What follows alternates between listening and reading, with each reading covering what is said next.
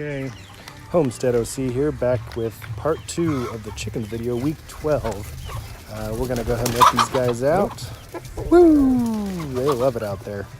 And we'll go ahead and follow them around and see where they go and check out some of the progress of the fruit trees.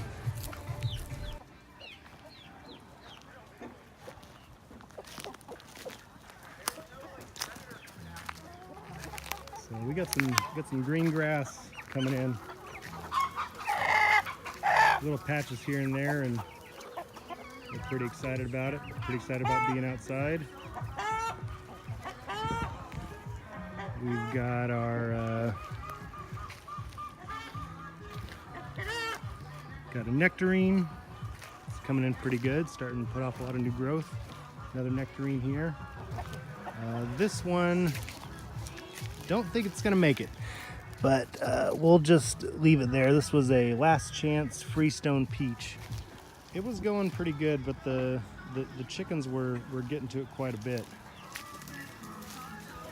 Here's another peach here. I'm not sure of all the varieties. Haven't memorized them all yet, but they're all doing pretty good, and I got tags for everything. They're all putting off a nice growth here. I haven't done any pruning, but I'll probably do some of that once fall starts coming around.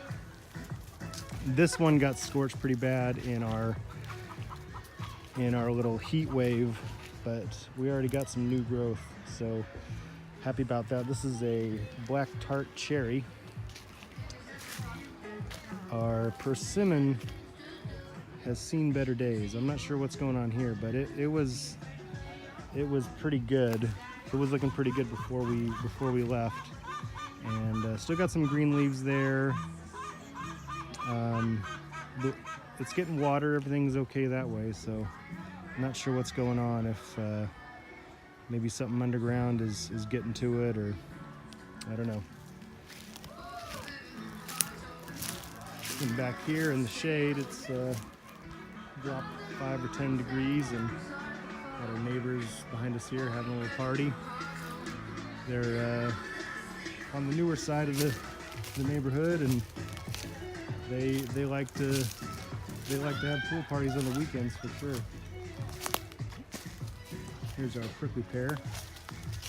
I've tried to smother it out, and I'm not sure if that was the correct decision by piling a bunch of branches on top of it, but the plan is to just keep covering it with branches and dump some wood chips on top, trying to smother it that way, and then any new growth that kind of comes out towards our pathway here, to just chop it and toss it back in there. I've also thought of coming around and burning the needles off with a little blowtorch to encourage the chickens to start pecking at it. There's some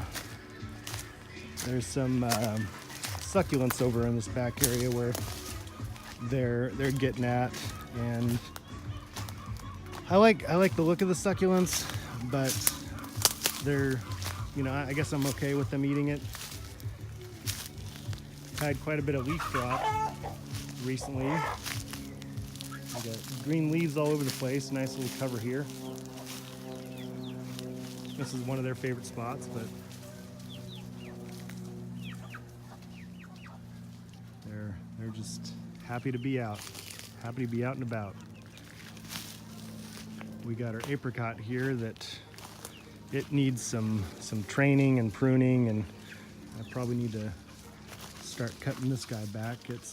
I don't know what it is, but I cut it back to the ground, and it's shot up. This guy needs some pruning. We got some wayward branches here, and just need to get in here and get to it. But I wanted it to put on some growth and establish itself before I start cutting the branches and the leaves off. Another apricot. It's either apricot or a aprium. Yep, aprium. A lot of these trees are from the Dave Wilson nursery. I picked them up from the Laguna Hills nursery, which is my local nursery. Pluot here. Another pluot. Got a pear tree that's coming in pretty good. Another pear tree. We got two Asian pears, 2 European pears. This one got attacked as soon as I put it in. I had a lot of this, kind of see it in there. But it's coming back. I'm not sure what it was, but it was like a black fly type of thing. This one's been pretty good. I came through and picked off a lot of the water shoots below the graft. Pear tree is a olive tree that I coppiced, coming back pretty good. Volunteer tomato, vining itself up on this recovering olive that I chopped down. Quite a big hedge here, and as I cut everything back, I thought it was just gonna stay cut back, but it's gonna do its own thing. This fig tree I cut back to the ground, and it's coming out with a vengeance. The figs were never any good. It's kind of a goat fig, and I'll probably just keep cutting it back and using it for the biomass. This is our Santa Rosa plum. It's supposed to be a weeping plum, and that's why it's kind of tall. It's going to come up and kind of crown over. Got our other plums here. This one has really shot up. This is probably in the 10 foot area up there. And a little little natural friend there. This plum tree, I had started it. There's a few of these trees I had in pots before we moved on to this property, and I was training them as an espalier because we didn't think we were going to get something this big. You know, for some people, 3/4 acre is pretty small, but for us in Orange County, this is a humongous lot, especially when our house is so small and we're pushed to the front of the lot. It gives us quite a bit of space back here to put in a lot of stuff. We've had a grass explosion ever since I put the irrigation in this asparagus patch. The grass is just taken off, and we're just gonna leave that how it is and see what happens. We've got our pumpkin patch, volunteer from a pumpkin I smashed out here last year, and I ran a drip line to it. It's finding new space, figuring out where it wants to go, what it wants to do.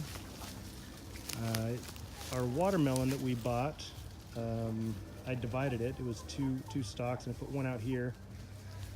And there's a drip line on there, and I covered it up just to protect it from the chickens because it's going to be in the chicken area. But they don't seem too interested. It seems like they could get over that if they wanted to. This little vine here, it looks similar to a sweet potato, but this vine was here when we moved in, and it's just doing its thing and puts off these purple, well, I guess violet, purple and blue flowers. Really pretty flowers. We like it. Haven't tried to eat any of the flowers or find any of the roots. We just kind of let it do its thing, and we're happy with that. Comfrey has really taken off here. I planted these last year and was just kind of hand watering every now and then, and they were struggling, but once I put them on the drip, they're going bananas. So I'm excited to start harvesting some of the mulch off that. Our asparagus patch has went to seed, and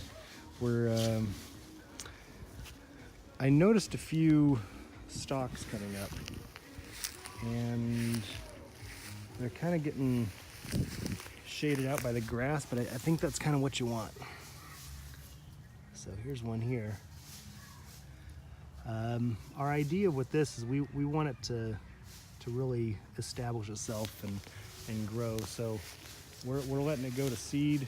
We're letting the seed drop, and the chickens are eating the seeds, and they're just putting them wherever else they can put them.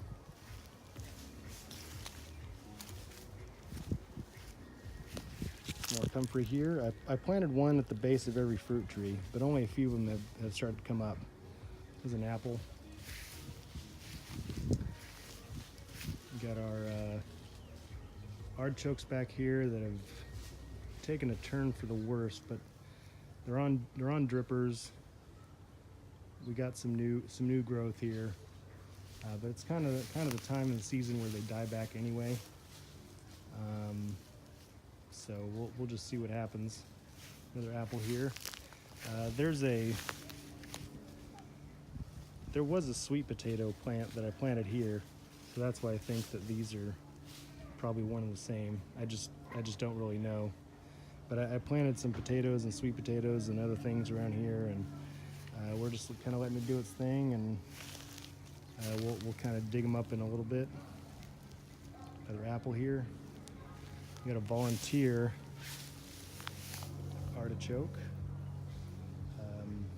Last year we took a lot of these seed heads. This is the leftover from last year. These are this year, and we just kind of shook them around the yard, see if we get something going. Another comfrey and another apple. These are starting to get some burn on it. There's not too much shade for this fruit. There was quite a bigger clusters on each of these, and I picked all of them off except for one in each cluster just to see what happened, and I knew it wasn't going to be able to support those big clusters, but I also wanted something. These are the first year they've been in.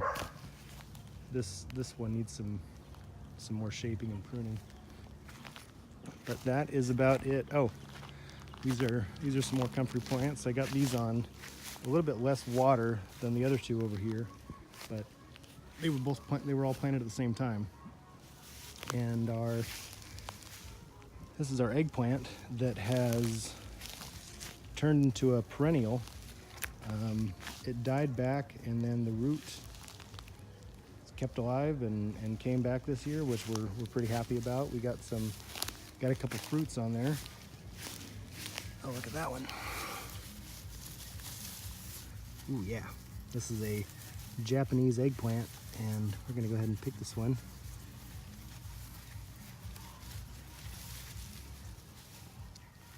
I didn't bring any of my... There we go.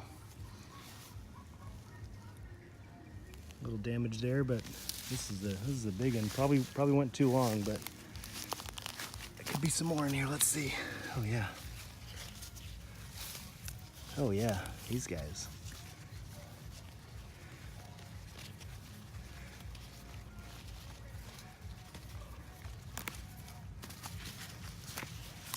Three of them in here. And there's a fourth one in there.